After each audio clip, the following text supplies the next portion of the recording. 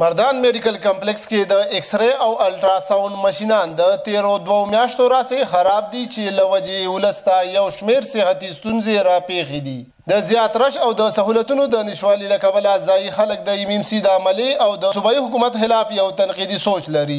10 بجې راغلی ما هلته هغوی ته دا چټ ورکړه چې ما ته چټ کټ کې هغوی وي هلته د هغه نه تپوس وکړې. دلته چې دننه لاړم ما تماشه وکړه چې کم کس راځي چیټې صرف روړي سټاف والا کس راځي چیټې ډایرکټ ورکوي نه بل کټ کوي سم نه او هغوی له دغه وباسي ایکس ری او موږ ته دغه نشته. د ایکس ری یو ماشین خراب دی د 3 میاشتو نه هېڅ پته نه لګي چې کوم د هسپتال انتظامیه ده چې کوم سړی راځي د هغه کار کېږي زما د بل نه کېږي. پلار مې د ټیسټ عملو کو هغې ته هم ناست نو دوی له پکار دي چې دا سخت مریض دی مخکې کوي خدای مګه کو دی کې هغه خوا دې خوا شنو بیا بسي.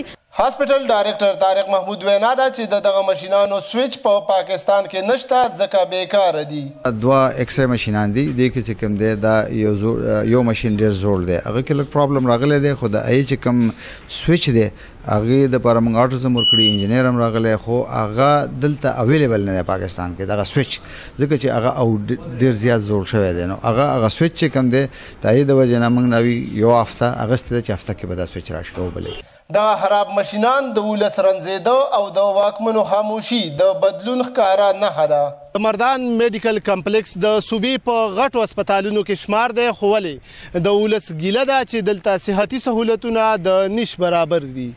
کیمرامین خان باچا سره عبدالله جان صابر مشرق TV مردان.